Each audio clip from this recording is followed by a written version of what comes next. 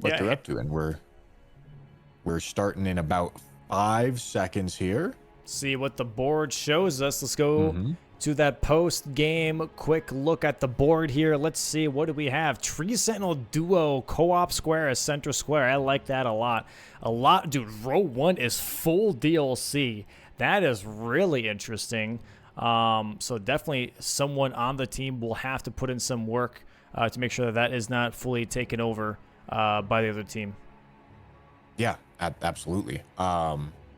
As far as early game options go, let's take a look around. Acquire 4 imbued sword keys. I haven't seen this square yet. This one's very interesting. Not crazy fast. It's not going to be a rush square or anything, but I actually really like the look of that one.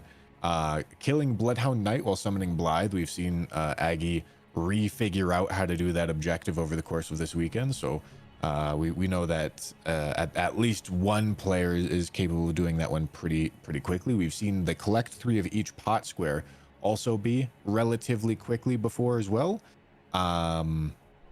And there's not a lot of other fast squares. 3 DLC Ashes of War is decently quick. But yeah, this is definitely a slower board without a doubt. I think 3 of each pot could reasonably be a little bit of early game action that we see going on here. And I think a lot of setup I would actually expect to begin here. 3 DLC Ashes of War, the collecting pots, the Bloodhound Knight while summoning Blythe, and beyond that, I mean, this is relatively end game collecting and later game combat challenges. Yeah. Yeah, I'm not expecting this match to go very long, if I'm being honest. The split here seems to be 9 base game squares, 9 DLC squares, and 7 co-op squares. So a lot of the length is kind of shortened with less co-op squares in this circumstance. I am expecting to see, probably the fastest square for base game players will probably be that Bloodhound Knight while summoning Blythe square, and also maybe the Knight's Cavalry square. Those are 2 squares I think would be pretty quick. Watchdogs could be up there as well, especially if you go with the Liurnia route, grabbing those crystal darts and getting that double Watchdog fight in Kaled. I think that would be a huge angle that probably these base game players are going to be going for as well. For the DLC players, I'm seeing not much when it comes to rushing. Possibly just going straight for that Commander Gaius' pants and those 3 DLC Ashes of War. Those are like the 2 big things that stick out to me. Beyond that, not much. This might be like a full prep into like sending it and maybe just discussing with your team player, like, hey, what exactly is our plan here? What exactly is our angle? And what do we want to pressure? And then just like slowly creep into that. We have Aggie here going for the Blood Fiends class that we saw starting out. But CBD here going with a different class. Don't know what weapon he necessarily has here, but he is going to be going for a different class altogether. So yeah, we'll see how this plays out. Yeah, I'm excited to see how this Blood Fiend's arm works out for Aggie. I know I would be a little bit scared of reaching the stat requirements, but I guess with this sort of board where setup is definitely you're going to have a little bit more time to do it due to the lack of rush squares, I can definitely see a rationale for it without a doubt. Something important to note on our DLC players side, the DLC players tend to get into the action a little bit faster than the non-DLC players. Mitch immediately teleporting to Roundtable Hold to do a little bit of setup because he rates nothing that he can do as like a super fast rush, which honestly, fair enough to him. This is the first time I've seen a board like this in this format where there's like really not rush options for the DLC players. I did notice, however, Mitch made sure to turn his DLC time of day to nighttime. That way, he's able to claim those larval tiers whenever he does get back there on his way to whatever he's going to be riding Torrent off to. And that's going to allow him to progress for that collect 8 larval tier square on the row 2, column 5. Whereas we see Parky has not done that. She is instead skipping over those larval tiers and instead just progressing normally, which is, in this case, I don't think that's necessarily the best idea because there's not, as we've said, there's not like these crazy rushes where you need to be super straight to the point and direct and get to exactly where you're going as fast as you can. I think it instead makes a little bit more sense to be a little bit more efficient with it. However, with the Roundtable teleport, Mitch did come back, and I forgot that turns it back to daytime. So everything that I just said. Throw that right out the window. VOD watchers skip 2 hours. Nah, here we go though. Yeah, Mitch did upgrade that great mace though. He said, like I mentioned before in his other matches, he does like those heavy weapons because they just make staggering so much easier. And stagger is king, status is king. Those are the two great things that you really want out of a weapon. And so having great mace, he's probably, I am gonna say a 99% chance. No, I'm gonna be more bold here. 100% chance that he's gonna go for that Savage Lion's Claw Ash of War, because first off, it is a square option, but on top of that, he can then also put Frost on this Great Mace, and that way he's gonna be dealing a lot of damage. And that's also gonna be really good versus Commander Gaius, which is also another square because Commander Gaius is weak to strike damage. So if he prioritizes that square, he should be able to like get a lot of levels, get a lot of Skidoo levels, and just overall be in a really good position for the DLC here. Yeah, I absolutely am in agreement with you there.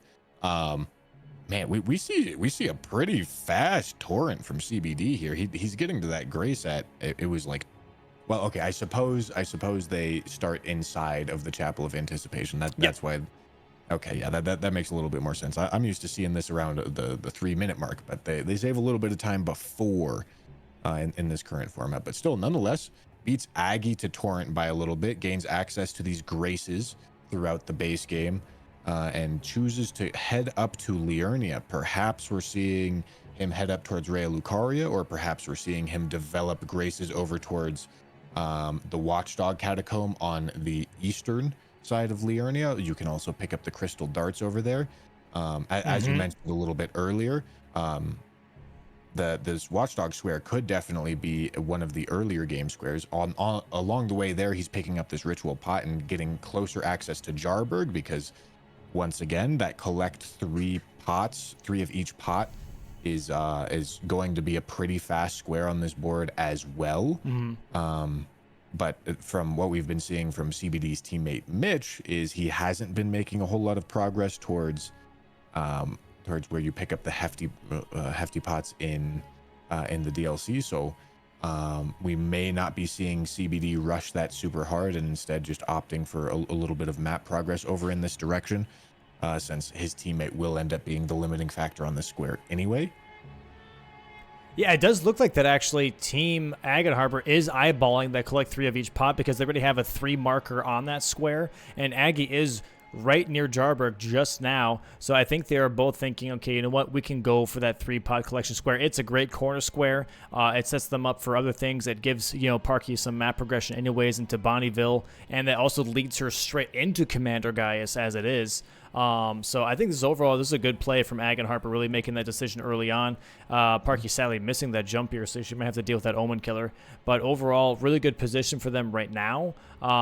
Whereas Mitch and CBD, I think, are currently just kind of focusing on their own thing. Although CBD is also currently in Jarburg, so maybe they are trying to contest it. But this might be a little bit of a race, I guess. Yeah, I think this square is going to be DLC player limited, and it seems like Mitch chose to not prioritize getting towards those hefty pots nearly as fast as Parky has decided to prioritize getting over there. But there's a chance that Parky's just trying to go to Scadu Altus, but I think it's very likely that she's going to be dropping down into Bonnie Village, and as we can see on Mitch's end, he's very unbothered, not trying to rush this square at all. So perhaps he has something else in mind other than pursuing this pot square.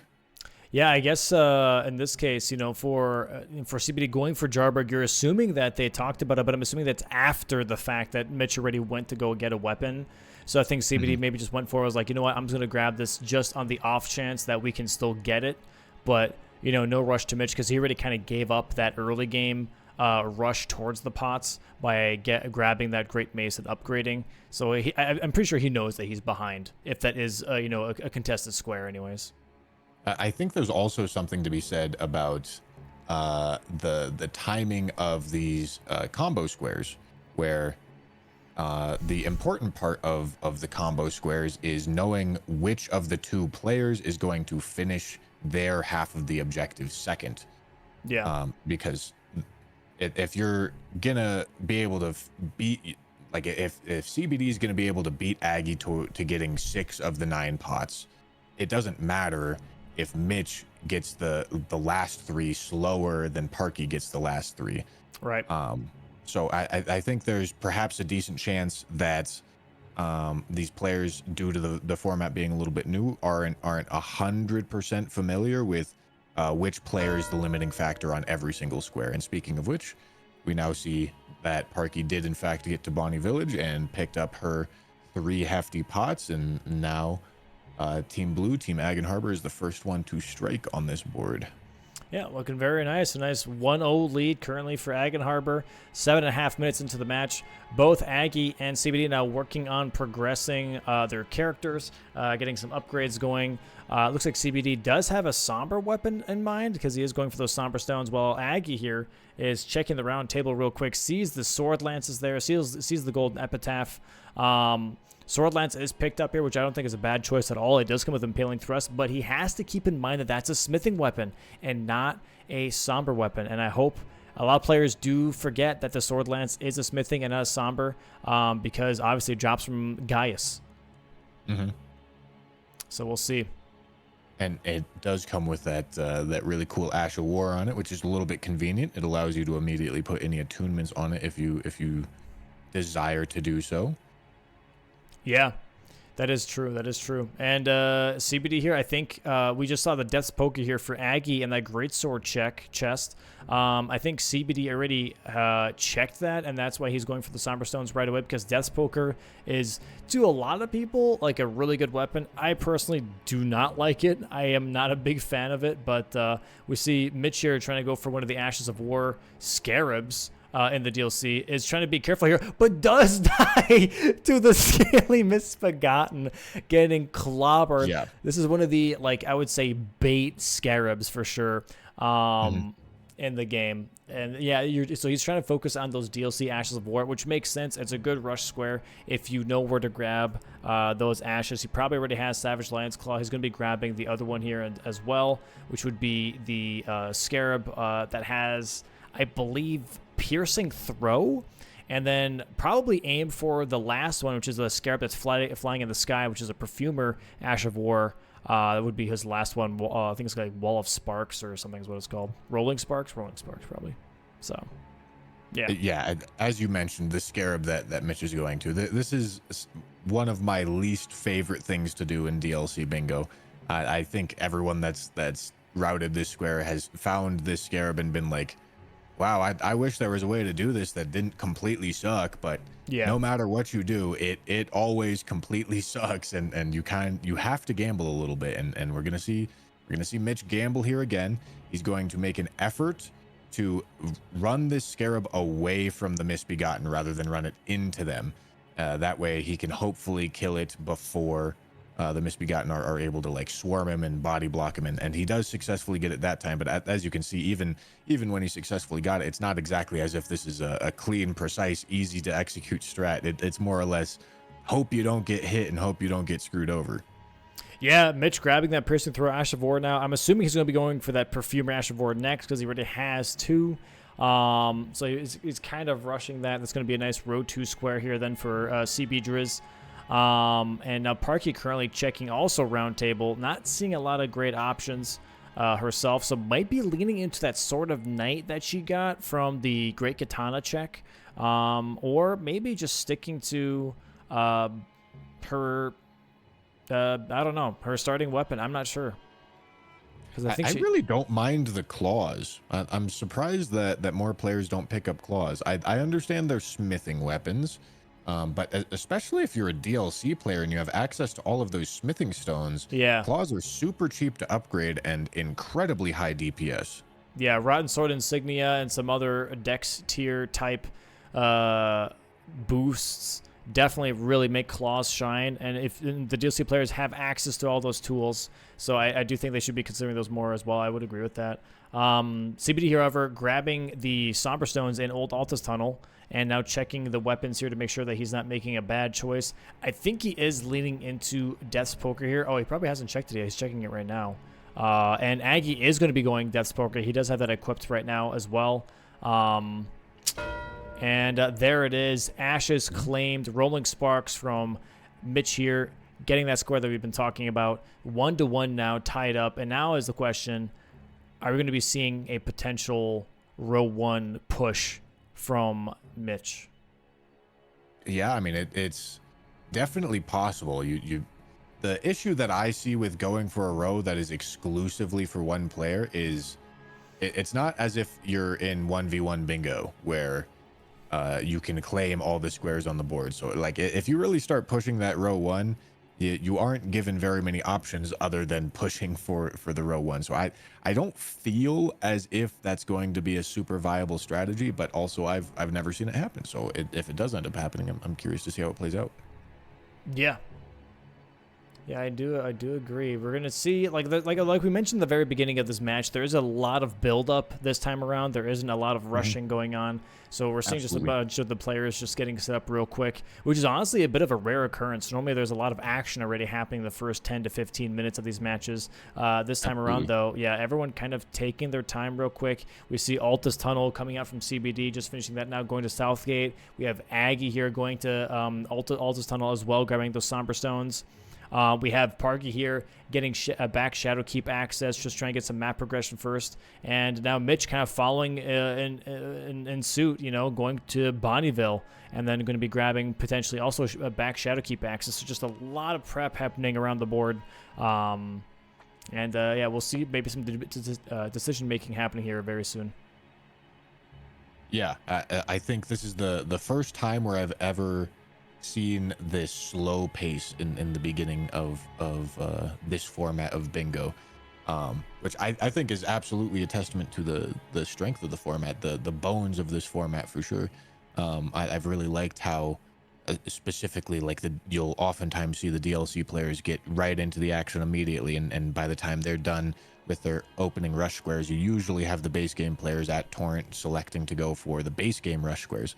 But it just so happens that in this game, it is very much so a map progress priority, very much so a character development priority, and not nearly as much, oh, we have to rush to get this square right now, which honestly I imagine is somewhat comfortable for a lot of these players, because it allows you so much leeway in developing your character before you really have to take on much of any combat, and you really don't get forced into many of those early game awkward, low health, low damage, I have to kill this thing right now kind of situations. Yeah, definitely agree on that. We're seeing here the Stone Digger Troll right now for Aggie, trying to get that kill. Gets a nice stagger here, so should be able to melt him really quickly. Going to be getting some nice money, going to be able to exit out the tunnel, and gets all the Somber Stones as well, so he can just keep moving on. And we're looking, so it seems to be that CBD is looking for another weapon just to be safe, that he is going for the best option possible. Checked Kale, checked Gate Front. I'm not sure if anyone's checked Beach Merchant just yet, but it looks like that they're all going to be going for that Death Poker on the base game side. Yeah, and I really don't blame CBD for going for more weapon checks. I, like you, Dom, and am not a huge fan of Death's Poker in bingo. I feel as if a lot of the time, in order for Death's Poker to work well, it requires really big damage windows, which are difficult to get unless you're like scripting fights or abusing some sort of mechanic that you oftentimes aren't able to do in this bingo format.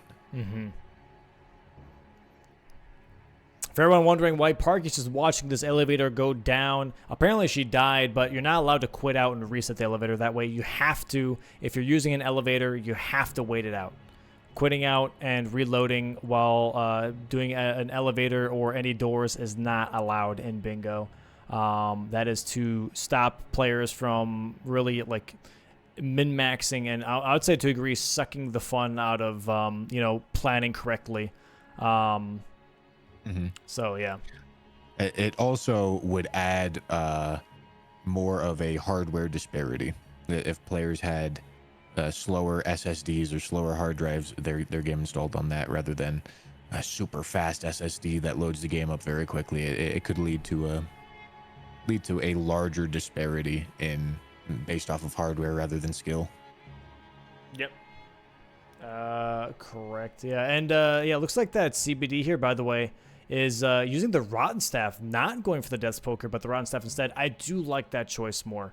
The Rotten I Staff, being agree. a colossal weapon, has a lot of strength damage. It does have a little bit of a higher requirement, I would say, but if you go for that strength tier for the Physic Flask, I think you should be just fine in that regard. But yeah, I do think just that is overall better. CBD does die here, though, to gravity. I'm not sure exactly what he was trying to skip there, but does not make the quit out happen. Yeah, a little bit of an unfortunate jump for CBD there. On our DLC player side, we see Mitch is actively chasing down Parky. Parky is all the way up at the top of the backside of Shadowkeep, going to be able to quickly access the Commander Gaius's pants square if that's what she's thinking about right now. Honestly, would not blame her for going for that. That is on the diagonal that Team Aggenharbor already has one square claimed on. It also stops a potential row 2 bingo threat, which hasn't exactly materialized super thoroughly yet, but there is one red square on that row 2. And Mitch is doing his best to gain back that progress. Although I think we're seeing Parky climb up this ladder rather than doing the skip like you normally would to get to Gaius. I wonder if this is just a comfortability thing, or if she Probably. has some other plan in mind here. No, it just looks like it's a comfortability thing, which fair enough. I think being able to go fast is obviously useful, but knowing what you do know and knowing what you can't do is also a equally valuable skill. And you know, I've always heard Parky's philosophy is something along the lines of dying is the slowest thing you can do, and a lot of the times I see her embody that philosophy by choosing to do things that are maybe a little bit slower because she knows the slightly faster thing she's not really all that good at. Yeah, I mean, there's so many like minute or small skips that or niche skips that people need to know of, and there it is. By the way, Knights Cavs now for the Aggenharbor team 2-1 right now. That you need to know to play bingo, and sometimes you can't get around to like learning everything because there's like new stuff happening all the time. It's like, oh, now this is faster. Oh, now that's faster. You know. Yeah, absolutely. I will say I'm really surprised that we haven't seen Blythe, Bloodhound Knight, while summoning Blythe quite yet. That I feel like that should have been a little bit of an earlier square, but at this point, the square looks pretty powerful given the fact that there is two Aggenharbor squares sitting on column 1, and we see Aggie running into the Mistwood at this moment. I'm assuming he would have. Well, you first have to hear the howling in the woods, and then you can talk to Kale, and then you have to come back. So I Yep. believe this is Aggie's first time through the Mistwood. In order to hear the howling, he's going to light a grace, and then he's going to head back to Kale, get the snap emote. Alternatively, you can also kill Kale for that snap emote, and instead of doing all the howling nonsense. And CBD is maybe heading in a similar direction. He's definitely going in the direction of the Mistwood right now, lighting this grace that's right next to the Bloodhound Knight Everjail, but he's heading back to Liurnia now, so maybe not putting a priority on it. As far as the other block options for that column 1 go, we're looking at duper remembrance at both a mausoleum and a coffin, as well as acquiring a letter rune. So maybe we see Mitch put a little bit of a priority on acquiring that letter rune, given the fact that he's already in backside Shadowkeep, or maybe we see both of Team Red's players going for a remembrance boss for the sake of duping. Yeah. Yeah, I'm not too sure just yet here. We do have information though that CBD already has finger snap for the Bloodhound Knight summoning Okay. Blythe Square, but is not completing it for some reason, even though column 1 is kind of building up slowly for them. And Aggie also not finishing that square either, though. So maybe this just isn't much of a priority for them right now, specifically. And yeah, it looks like that Team Aggenharbor is collectively trying to get Tree Sentinel Duo instead, trying to build on maybe this diagonal that they seem to really like. And also getting that. So they have column 1, row 3 diagonal as like a full-on combo. I think is a nice position. That's a nice board position for sure. However, Domo, just to interrupt your thought right quick, we do see Mitch on Gaius right now, which is going to actively shut down that diagonal if Aggie and Parky do in fact finish the double tree sentinel duo. Which is interesting though that he's grabbed 3 Ashes of War, but hasn't. I assumed he got Savage Lion's Claw, but he doesn't have that on his weapon. It's just a bare Great Mace. And I'm not sure if Mitch forgot about that or if he is did not get the Savage Lion's Claw, and that was just an assumption of mine. Yeah, I couldn't tell you. I'm not 100% sure, but yeah, I definitely agree with you. Savage Lion's Claw, particularly because of the attunements. I really would have liked to have seen that here. Frost attunement, perhaps a bleed attunement, but most likely Frost. Could definitely be decently strong here. Yeah, Aggie going to be working on his Tree Sentinel duo here now. Going for the easier one first, the one that just has less health. Some really nice Frost proc damage and Death Poker damage. Already getting a nice stagger. Parky here still working, I believe, on the first Tree Sentinel. The Katana not doing too badly here. She does have, Ritual Sword Talisman and Rotten Sword Insignia, so that should definitely help with her damage output as well. And she got here really early, so she probably has, really low Skidoo level. So the damage just seems really low. It's because, she's rushed Tree Sentinel Duo, which makes, complete sense in that regard. If she had maybe a couple more Skidoo levels, maybe a little bit of more levels just into her dexterity, she would be doing a little bit better damage. But overall, for rushing True Sentinel Duo, the damage really is not that bad. Yeah, I definitely agree with you there. Which is maybe a little bit of an argument to go for Gaius first for the sake of gaining access to those 5 scattered true fragments right behind Gaius. Yeah. However, I imagine Team Aggenharbor is really rating the center square super highly, and it's hard to blame them. Center square always tends to be really good, especially when it's actively on 2 lines that you've already pushed. Yeah, I agree, and I mean, Tree Sentinel Duo trade-off for Commander Gaius' pants, I think they know. I think generally Aggenharbor is aware that most likely Commander Gaius' pants is contested, and that just Tree Sentinel Duo is just a better option. But Parky does die to the second Tree Sentinel, so she has to do this all over again. The other Tree Sentinel, I don't think, stays dead. I think it does stay dead. It does stay dead. Oh, well, okay, thank God. Okay, well, that's at least something. But then Aggie dies, so that one doesn't stay dead. He has to do both. Oh yeah. So for Aggie, they're the same boss fight, meaning that both of the 3 Sentinels do in fact come back. For Parky, these are considered 2 different boss fights, so she at least gets a little bit of a checkpoint, but. Oh, that feels very, very bad for Aggie. That's a lot of time loss right there.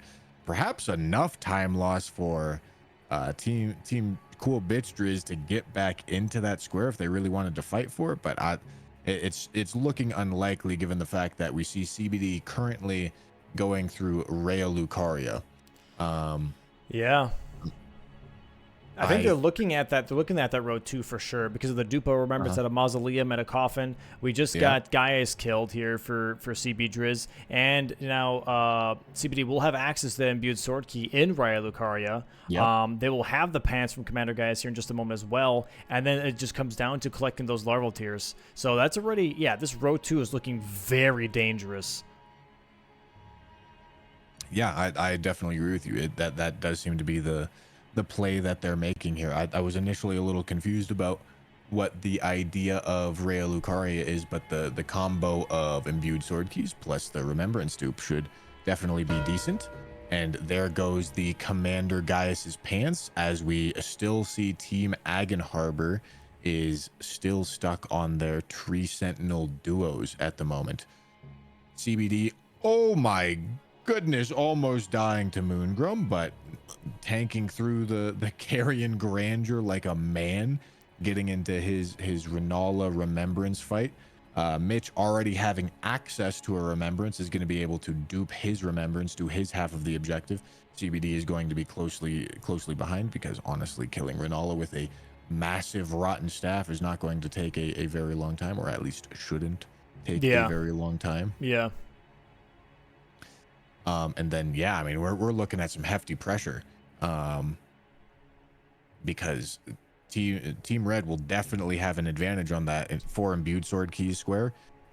They won't necessarily have an advantage on the 8 larval tiers square, but if we continue to see Team Aggenharbor get a little bit stuck on these tree sentinel duos for very much longer, we could start to see a lot of progress get made for those squares in favor of Team Red.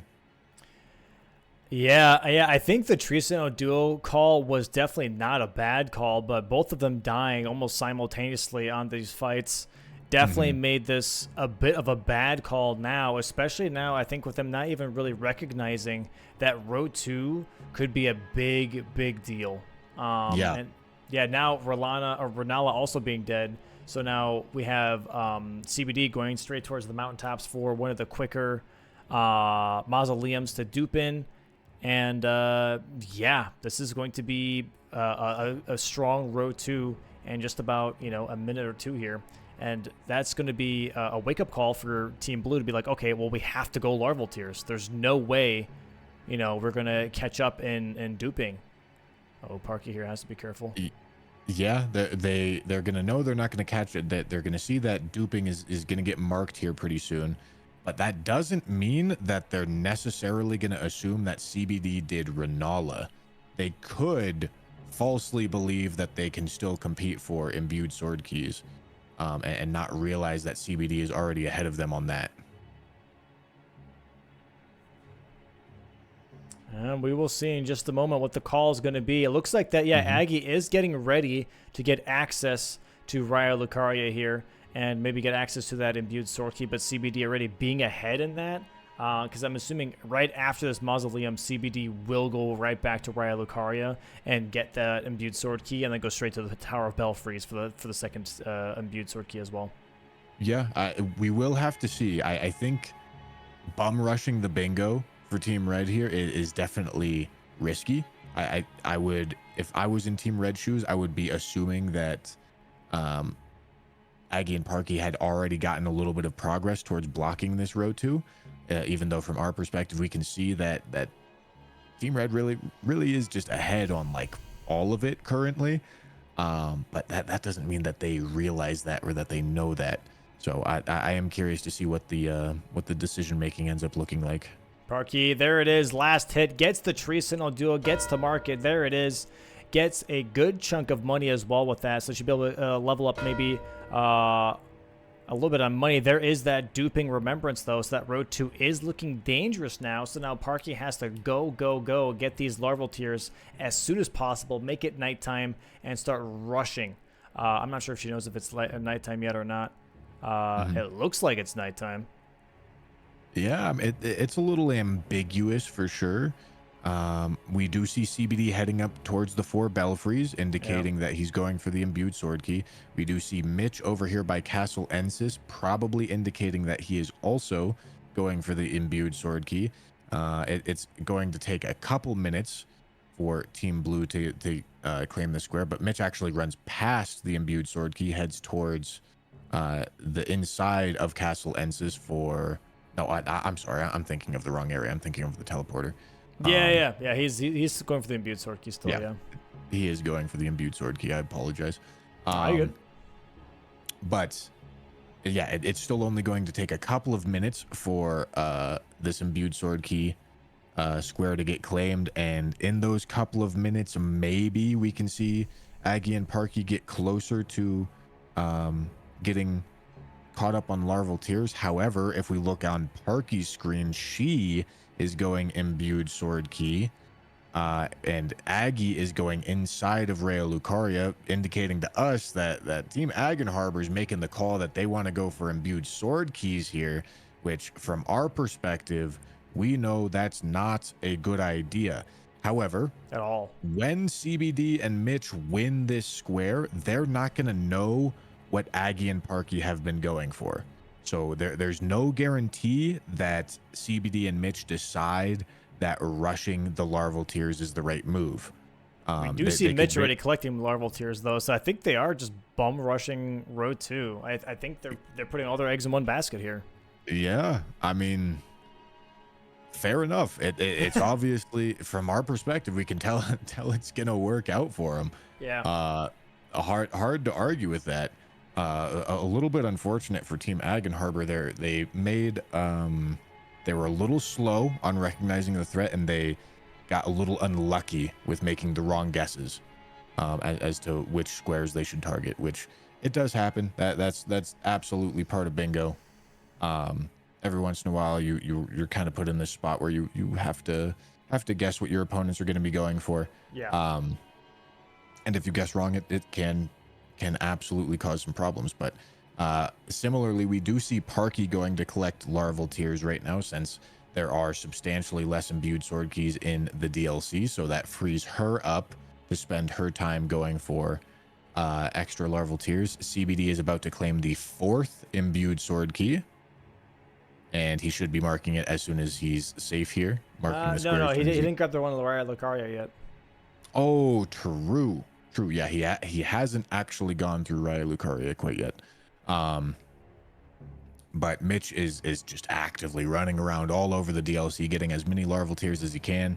I think there's only 7 larval tears in the DLC. Yeah, maybe it's 9 though. I'm not too sure either. From what I remember, one of the players saying is that 6 are decently accessible, and the rest are a bit more tedious / out of reach, at least for bingo standards. Yeah. So CBD will, of course, still need to clean up a little bit of the larval tears. But we can see that Aggie is currently working through Red Wolf. So, yeah, I mean, a little bit just unlucky calls for him. But yeah. it of course absolutely does happen.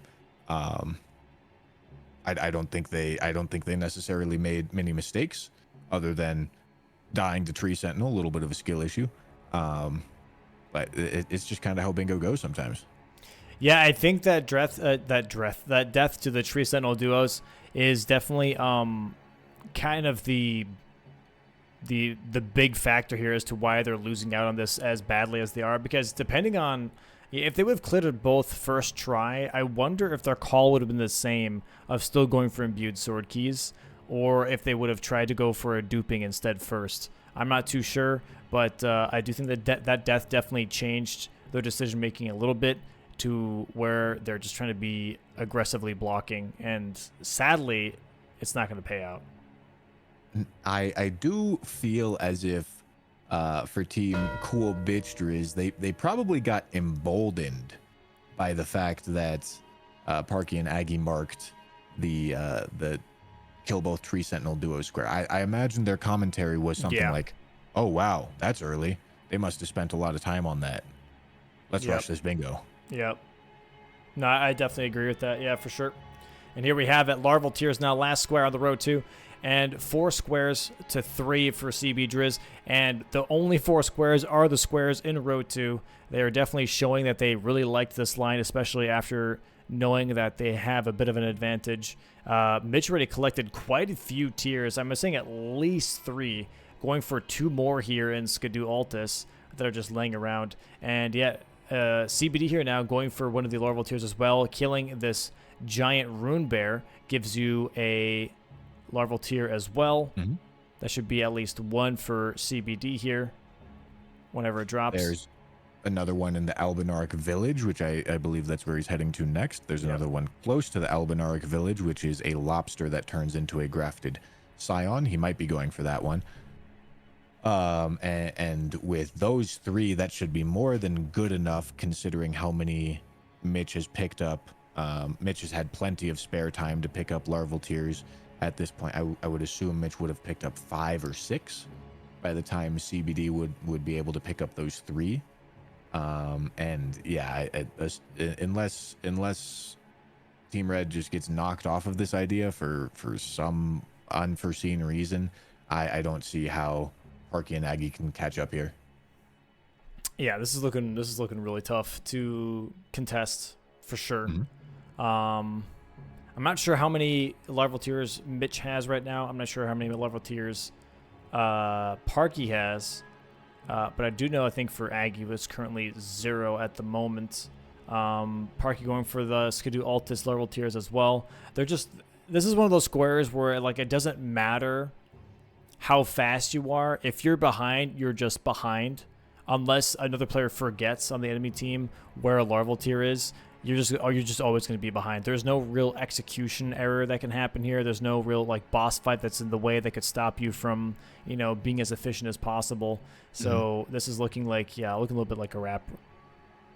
But it is one of those kinds of squares where you can absolutely benefit from efficiency routing, where sometimes other larval tier pickups are going to be better than the default larval tier pickups, and if you can weave together all of that information into your overall game plan, it can definitely save you a little bit of time.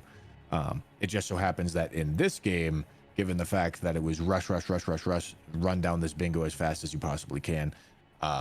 Jesus Christ. Yeah. It actually just scared me because I was like, I was looking at the board without looking at like the sound happening, but there it is. GG's for CBDriz, closing out this match very quickly at 5 squares. 5 squares back to back on row 2, just closing it out, realizing that the Tree Sentinel duo might have just been a little too early, because it was even uncontested. Very quick match though. Yeah, very incredibly fast match. I'm curious to hear what CBD and Mitch think about like what caused them to really start pushing that bingo. I'm curious to hear their thoughts on that. Yeah, I'm going to go ahead and let them just simmer for just a little bit here, and then we'll check in. We'll go to that post-game screen, though, and we'll see here, looking at this board. I mean, not a lot to really pick from. Like we mentioned before, this was like an early game prep into just like a mid to late game hard push. That's pretty much what it looked like. And, yeah, I mean, that's exactly what we got. I think something to be said about this style of board is the fact that there's so little early game. The way that bingo early games usually work out is it's just a mad dash. You're running to grab that square, and planning on who is going to get what square is almost impossible. Like you can't really have the foresight to know, like, oh yeah, I'm gonna get that fast square and that fast square and that fast square and that fast square. You can't know that because there's so much variance to it. Your opponents are going to get that fast square, and you're gonna counter back with this one, and counter back. And what happens is when those early squares get claimed, it speckles the board a little bit. It makes it so that bingo lines get blocked and options get limited. But when we have these slow developing cooking kind of boards, it leaves so many bingo options available that I think seeing this sort of situation where a bingo line can develop very smoothly and slowly just like this is a lot more possible when all of the options are available due to the lack of early game squares. Yeah, no, I definitely agree. It looks like the players are ready to be pulled in. By the way, if that posted video, let's go ahead and bring them in here. All right, welcome on in, everyone. GG's to CBDriz. GG's. Guys. So a lot happened in those 37 minutes here. Question for both teams looking at this board. Not a lot of prep happening. I mean, sorry, not a lot of prep. I mean, more or less, not a lot of early game squares. What was the overall discussion with your teammate when you did see that the board was very much like more mid game heavy, I guess, in that regard? Which team first? Sure, Mitch, go ahead. Okay. Well, I think I made a bit of an oopsie at the start. I wanted to get both 3 of each pot and DLC Ashes of War, but I started setting up for Ashes of War first, and then I was gonna do pots and then finish Ashes of War, and I just lost our team the pots square. I think I could have had a chance at it if I rushed there more. So that was a little bit my fault because I saw there were only those 2 early game squares. I'm glad I didn't miss both despite dying while trying to get the Scarab. But yeah, I that was kind of the early thought was like, let's just try to scoop up the early ones, and then I just saw there was a ton of stuff in Shadow Keep, so I was like, I have to rush thereafter. I gotta go Gaius, I gotta go Mesmer, I got a Remembrance boss with a Remembrance weapon, Tree Sentinel duos, Leda Rune. Like, it was all Shadow Keep, so I was like, I just gotta rush thereafter. Yeah. What about Team Aggenharbor? What was the initial plan when seeing the board? Off the rip, well, there's Tree Sentinel Duo in the middle, and we thought pots comboed into it relatively well because you just go by Bonnie Village and get 2 pots on the way. And then obviously for me, like, it's a pretty quick trip to get the others in Jarberg. So we thought that was good because, yeah, obviously center square is nice. There wasn't a whole lot of rushable stuff, and it was on the same diagonal, so we could easily get some pressure built up. And then after that, I grabbed Knight's Cav because, again, it combos with both lines, so it kind of makes it double threat. But yeah, unfortunately, after that, it's just unstoppable Omega Fast bingo line. Yeah. Yeah. The Gaius into the double dupe was like, it blocked both of your lines right away. That was, unfortunate that I was going for that. I do have a question for CBD and Mitch. What was the point at which you knew you were rushing the bingo line? What caused that? Honestly, it's only once we duped. It was like, wait, there's a line that we have 3 of. For that? Yeah, so the gambit was whether we go for a Tree Sentinel Duo or whether we stick with trying to get to Deeper Remembrance. I saw that if we went for Tree Sentinel Duo and we lost the dupe square, then we were in a much worse position than if we lost the Tree Sentinel Duo square and won the dupe square. So I decided to go to Raya Lucaria in the event that I needed the imbued stone sword keys. So after they marked the Tree Sentinel Duos, I knew that we had a good line. Yeah, CBD saw it definitely way before me. I was just like still going on individual squares. I was gonna go Mesmer next, and then CBD was like, no, we've got a line. We can just rush this. And I was like, oh yeah, those ones are pretty fast. So yeah, very impressive from our perspective. I was constantly asking, like, are they sure that they have the time for this? Like, I could see that Aggie and Parky were behind on it, but I was surprised that you guys knew that. yeah, I don't know that we knew that for sure, but we thought it was kind of a good gamble either way. We knew that we at least had a good lead on imbued sword keys, and I think we thought we could lose Larval Tears if they went for that first. But even if we did, we're up 1 square at that point. We've blocked both of their lines. Like, it just kind of turns into a mid-game fight, and I figured I was ahead on Mesmer and kill a Remembrance boss with a Remembrance weapon. So we're ahead by 1 square, priority on 2. We figured that would be fine, even if we didn't quite get it. Cool. Awesome. Thank you. Yeah, with that row 1 being full DLC, by the way, was that ever a concern for either team as well? Being like, damn, like if this gets out of hand, like I really have to be prepared to, block this because this is a fully, DLC responsibility. Oh my god. I pointed it out earlier, but that's about it. Yeah, CBD pointed it out, but it was like, it's so late. Like, that's hard to like rush. And I figured that if I'm going for the Remembrance plays, I can hopefully get Remembrance boss with a Remembrance weapon, and if not, I'm close enough to later rune. Hopefully I just get one of those 2 and then we don't worry about it. But yeah, it was a thought, it was a concern, but it didn't feel like it was rushable. That's super fair. Yeah, that's fair. I was looking at that DLC row and I was like, I'm not sure you can really like consider this to be going for a bingo. If you're trying to target the DLC player, you should maybe be like developing other threats with your base game player and then have a DLC player race. Yeah, for sure. Yeah, I think that's all I have on my end. Any questions from Aggenharbor towards CBDriz or the other way around? Any questions or things you'd like to know about? How'd you guys larval tiers? So from our perspective, it seemed like you guys had at least like the 1 of each already by the time you were finishing up the other thing. We had 0. We had 0, but I just knew of 5 that I could get to from the graces that I picked up along the way. Partially why I lost 3 of each pot. I was just like grabbing graces along the way, and I was just like, okay, yeah.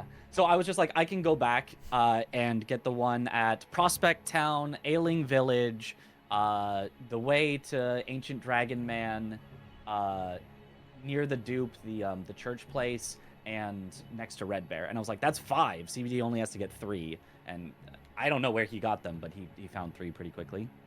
The 3 I got were Albernark Village, the Rune Baron Limgrave, and the Merchant in Shifra. Oh, nice. Yeah, yeah. From our perspective, Aggie, it seemed mostly the fact that you started chasing on imbued sword keys, which it came up to a guess, of course, going imbued sword keys or larval tears.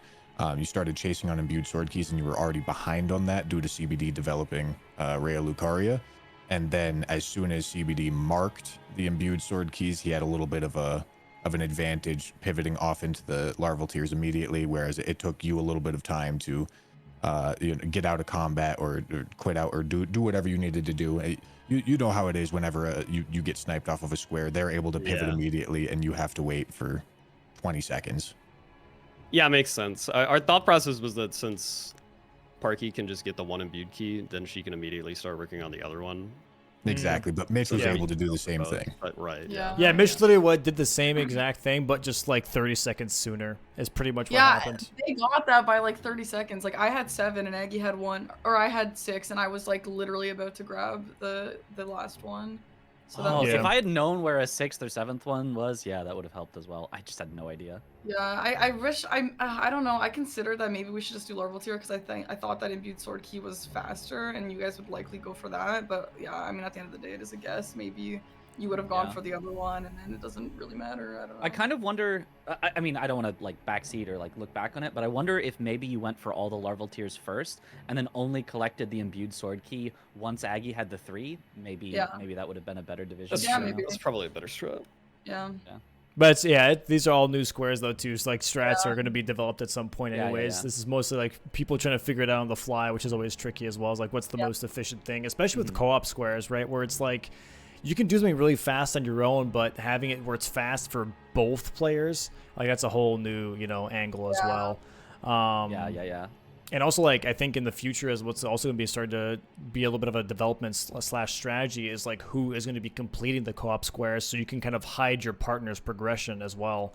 So it's like, okay, if I'm marking Tree Sentinel duos and I'm the DLC player, you don't know whenever my partner did base game Tree Sentinel duos. You just know when I did it. So I can kind of like maybe hide, things for my partner, or like my partner hides things for me. I think that's going to be a strategy that people are going to at some point develop as well, which I think is going to be really fun to see. That hiding of information. But what? Yeah, So you're not allowed to mark for your partner. That's what you're saying. Correct. Even Yeah, on yeah. the call. Correct. Yeah, with that though, that is Aggenharbor. That's your guys' last match. Any closing statements? You guys are more than welcome to shout out, what you're working on as well. Any feedback, obviously, on the format since you got to play 4 matches now. Just the floor is yours. Go ahead. Aggie. Well, obviously we were the big losers this weekend, but I mean that's fine. It wasn't entirely unexpected. I don't. You guys were think- gone for like 2 weeks. Yeah, I mean, Yeah. it's fine. We don't need to make excuses or anything. Like, I don't think the win-loss record like fully represents our matches. I would say at least 2 of them were like pretty close. 3 of them were winnable. And honestly, if we're able to get this block, I think we're in a really good spot. Dude, we were cooking a this lot of game. progression. I was trying to think of ways to set up better so I can like try and develop more damage, and like I saw MPT setting up a lot in his game today, so I was like, yes, I'm gonna be doing that. I'm gonna be grabbing a bunch of skidoos after, and yeah, unfortunately we couldn't really try that out. Yeah. I mean, it was more or less to showcase the format, anyways. Getting a good feel for it. Like, definitely, like has been mentioned to chat multiple times as well. Like, this is a fun, weekend event. No one's taking it too seriously. It's just to try and get a feel for the format and for the new squares and everything. Like, there's going to be, not a lot of like refined strategies happening or anything like that. It's going to be a little bit of a, a blender of things happening. So it's still great to have you guys play and showcase your team, and also like what you guys think is like a good squares, what you guys think are bad squares. I thought overall that was just nice to see, and everyone participating obviously in general, and trying out the new format. Yeah. Yeah, I think the new format has really good bones to it. It just needs to be like refined a little bit more. I would like to see like a little more variety in the types of co-op objectives that are available, and maybe just like some tweaks to the base game and DLC versions of the mod, just so it feels a little bit more cohesive. Yeah. But yeah, overall, I think it's a really fun format. Cool. Yeah, I love the format. I think it's super fun. I think that with some more practice, Aggie and I could have really cooked this weekend, but we'll see. Do we have any dates on the actual season? No, not yet. Not until I feel comfortable with the format. Once I always have I have these little milestones in my brain of okay, well, once I have a schedule, then I'll do this. Once I do this, then I'll announce. It's like little building blocks. So everything fits nicely. So once the format's solidified, and then we have a couple more practice matches with a newer format, everything's kind of more put together, and people like it, and players, viewers alike. Then it'd be more or less okay, now let's figure out a schedule, and then once I have the schedule, then I'll throw it out to the public. So yeah, nothing cool. just yet, but yeah. Yeah. Well, if it's at a good time, maybe me and Aggie will make maybe Aggenharbor will make a reappearance. We'll see. Ooh. 100%. Yeah, I think appreciate you guys playing. Is there anything that you guys are working on that you'd like to share with the audience? You're more than welcome to do so. Obviously, any projects or anything fun that you're just looking forward to. The floor is yours on that as well. I don't know. I mean, just looking forward to the Night Rain grind. Yeah. We'll be participating in the. Yeah. We'll be participating in the Night Rain event. Coming up on the 26th, I think it is. Something like that. I think. Or, no, you're right. 28. Yeah, 2 days before release. So that'll be a lot of fun. Yeah, besides that, just business as usual. I'm also playing Clair Obscure. If anyone wants to watch me play that a little, feel free to join. How are you liking that, by the way? I'm really liking it. It's really fun. I'm in Act 2. The really crazy fan base for that game is a little too much for me, but the regular people are fun to play with. So. It's a little much, yeah. No, that's super fair. That's super fair. Yeah. Do you guys have a team name for your Night Rain team? No. Aggenharbor and I Chris. think it's. I don't know. Yeah, I guess so. I don't know. Team Little Egg. I am the captain after all. Yeah, fair enough. Yeah. Whatever. All right. Well, GG's to CBDriz for taking this. You guys currently have a 2-1 record. So tomorrow, your final match versus Zoinks is going to dictate if you're going to be facing them again, technically, in the finals. But GG's to you guys. So we'll see you guys again tomorrow. Best of luck on your match for that. And with that, I hope you guys have a good rest of your Sunday. Thanks so much for playing today. And yeah. Any idea how the tiebreaker would go, actually? If there is a tiebreaker, happen to lose, which we won't, but yeah, well, it'd be head to head. I'd look into the head to head first, and then if that's weird, the head to head is a tie. the head to head would be a. Well, we'll see. We'll cross the bridge when it's there. I don't know. All right, relax, Jesus. So yeah, see you guys tomorrow. Bye. Get the hell out of here. All right, and with that, GG's to CBDriz for grabbing that victory. Moving into their final match tomorrow, which is going to be versus Zoinks. This is the last day for Bushy for commentating. Bushy, thank you again for hopping in on our Sunday commentary. Commentate on Friday and on Sunday. Thank you so much for popping in. I really do appreciate that. So guys, please go check out all the players. Obviously, please go check out Aggie, Parky, CBD, and Mitch, and everybody else that's played today. Check out their Twitch and their YouTubes. And Bushy, thank you again for commentating. Yeah, please go check out Bushy, guys. I'm assuming I'm going to see Bushy very soon for some Night Rain content as well. Going to be streaming that probably. Yeah, any closing words from you, Bushy? You're more welcome to throw out whatever you're working on as well. Of course. Well, yeah, thank you so much for inviting me back to commentate. I always have a good time doing it. I feel like I'm good at yapping about bingo. So I'm glad that the chat appreciates it. I'm glad that you appreciate it, and I really appreciate the opportunity. Yeah, of course. I'm absolutely going to be playing Night Rain. Maybe we can get some runs in together. Yeah, no, sounds great. Yeah, I'm definitely down to do some group content. I think it's gonna be a lot of fun. Night Rain's literally just made for that. Pretty much is the group content, and on top of that, yeah, some fun challenge runs probably gonna be in the future as well. Trying to see what we can make out of it. Obviously, we don't know everything about the game just yet, but there's probably some fun things that you can do in that game as well. But yeah, with that, we're gonna close out chat. Bushy, you know what question I'm gonna ask you right now?